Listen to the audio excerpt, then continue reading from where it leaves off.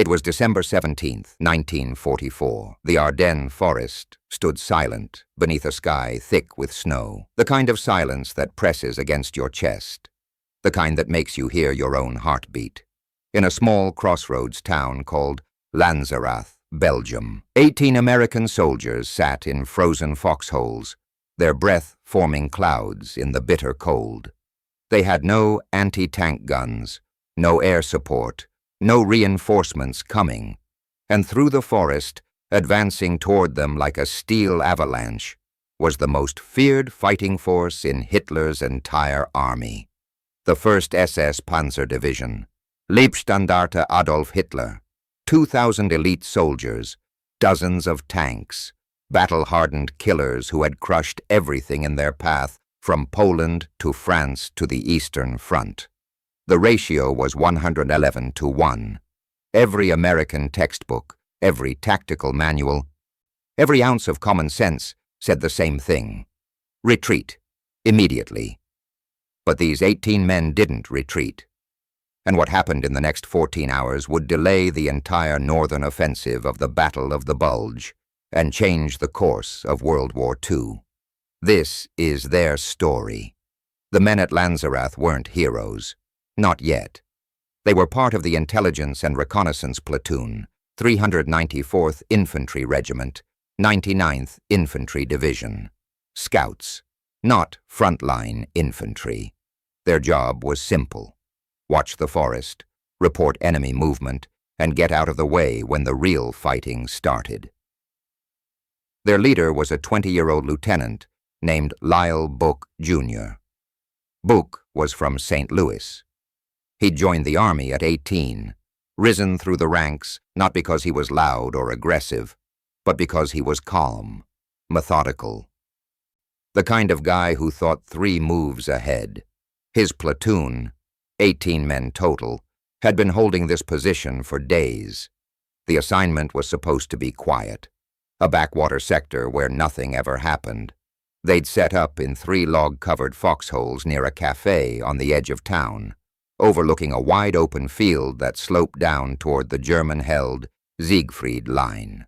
Perfect visibility, perfect fields of fire, but also perfectly exposed. On the night of December 16th, something changed. Private Risto Milosevic, manning the observation post, heard it first. A low rumble, not thunder, not trucks, tank engines, dozens of them, echoing through the forest from the east. Book grabbed the field phone and called back to battalion headquarters. "Sir, we're hearing heavy armor movement. Sounds like a lot of it. Request permission to pull back." The response came back cold and clipped. "Stay in position. Hold until relieved. Do not, repeat, do not abandon your post." Buck stared at the receiver, then at his men. Somewhere in the dark, the rumbling grew louder. December 17th, 5:30 a.m., the forest erupted. German artillery shells screamed overhead, slamming into American positions miles to the rear. The ground shook. Trees splintered. Snow and dirt rained down into the foxholes. This wasn't a probe. This wasn't a raid. This was Operation Wacht am Rhein, Hitler's last desperate gamble to split the Allied armies and recapture Antwerp. Lanzerath sat directly in the path of Kampfgruppe Piper, the spearhead of the 1st SS Panzer Division. As dawn broke, Buch's men saw them. Through the mist and falling snow, shapes emerged from the tree line. Hundreds of them. German paratroopers from the 9th Fallschirmjäger Regiment, advancing in columns across the open field. They weren't crouching, weren't taking cover. They were marching, in formation, like they were on parade, because they didn't think anyone was there. Buch crouched in his foxhole watching them come. His heart was hammered. His hands shook, not from fear but from cold. His fingers were so numb he could barely feel the trigger. The Germans were 250 yards away, then 200. Then 150. Every instinct screamed at him to fire, to light them up before they got any closer. But Book held his breath, held his fire, waiting. At 100 yards he saw their faces, young, confident, laughing. At 75 yards, he could hear their boots crunching through the snow. At 50 yards, he whispered into the foxholes, "On my command." The Germans kept coming. 40 yards, 30 yards. Now! 18 rifles and 2 .30-caliber machine guns opened fire at once. The sound was deafening, a rolling thunder of gunfire that shattered the morning quiet. The first rank of Germans dropped like puppets with cut strings. Men screamed, officers shouted. The neat columns dissolved into chaos.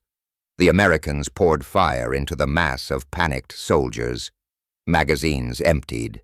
Barrels glowed red-hot. In less than 2 minutes, over 100 German paratroopers lay dead or dying in the snow. The survivors scrambled back toward the tree line, dragging wounded comrades, leaving a trail of blood across the white field. Book's men reloaded, hands shaking, lungs burning. Then someone said it. "They're coming again." For the next 6 hours, the Germans attacked again, and again, and again. Each time, they came in greater numbers. Each time, Book's platoon cut them down. But the math was relentless. The Americans had a finite number of bullets. The Germans had an infinite number of men. By 10 a.m., the platoon was down to half ammunition. By noon, they were scraping cartridges from the bottom of ammunition boxes. And still the Germans came. On the fourth assault, German officers started using megaphones, screaming orders in accented English. "Americans, you are surrounded. Surrender now and you will be treated as prisoners of war." Book didn't even respond. He just kept firing. But the situation was deteriorating. Private James Fort took a bullet through the shoulder. Sergeant Bill Slape was hit in the leg. Medic Sam Jenkins was frantically bandaging wounds with strips torn from his own uniform. And then the tanks arrived. 3 Panzer IV tanks rolled out of the forest, turrets swiveling toward the American positions. Book felt his stomach drop. They had no anti-tank weapons, no bazookas, no grenades that could penetrate armor, just rifles. The lead Panzer's cannon traversed slowly, lining up on their foxhole. And then, boom! A massive explosion. But not from the tank. From behind the German lines. American artillery. Finally. The forward observer, Private Robert Preston, had been on the radio for hours begging for fire support. Battalion had ignored him. Division had ignored him. But Preston had kept calling, kept pleading, and finally, some artillery captain 10 miles away decided to take a chance. Shells rained down on the German assembly area. The Panzers reversed hastily. The infantry attack stalled. It bought them 20 minutes. But everyone knew the next wave would be worse. 3:00 p.m., 14 hours into the fight. Book's platoon was down to their last magazines. Some men were down to single rounds. Fort was unconscious from blood loss. Slape couldn't walk. 3 others were too cold to feel their fingers. And through the snow, they saw it.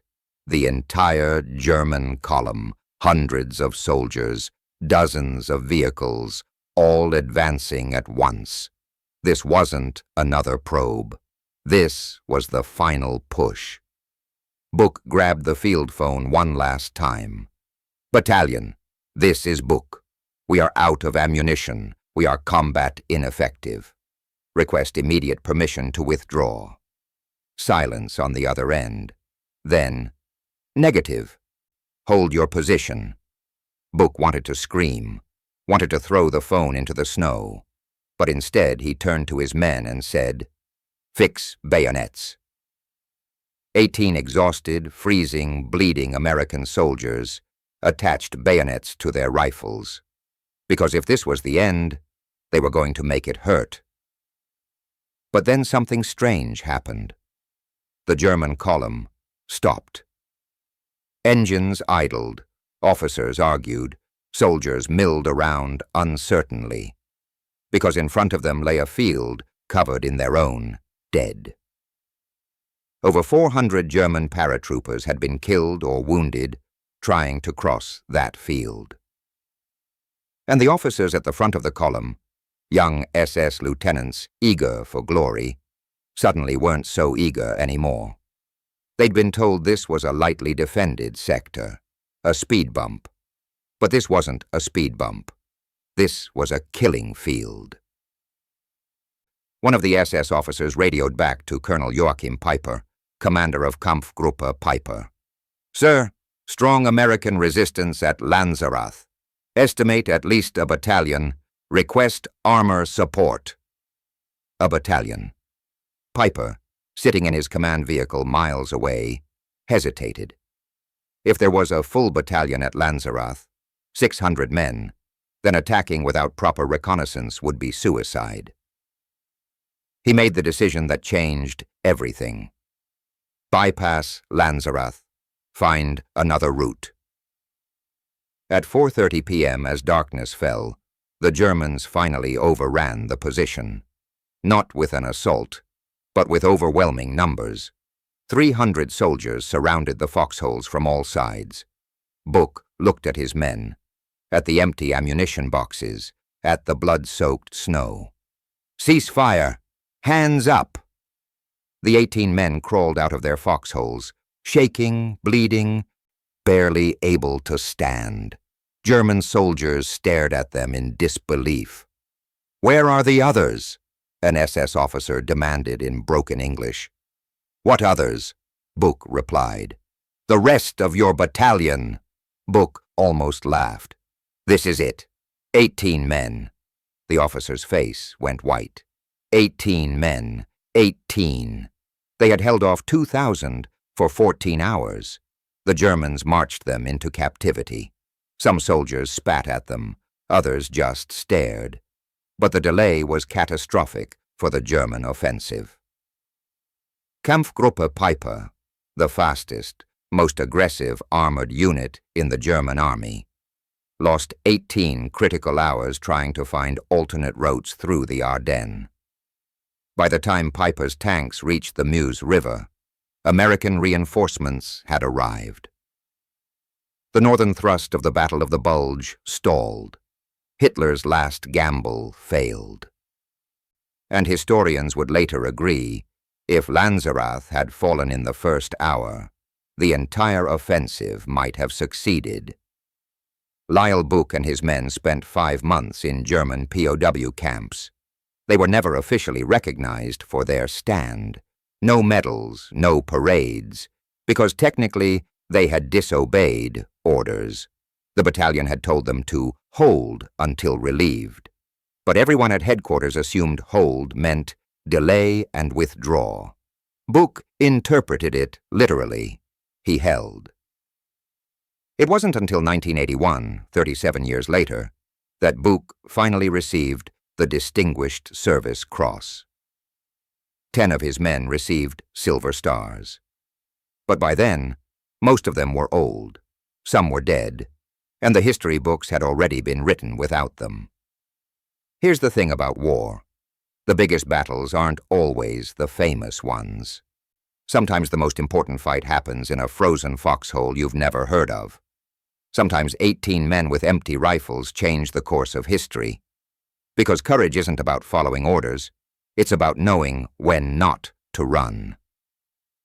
If you want to hear more forgotten stories like this, stories that textbooks don't tell, hit that subscribe button.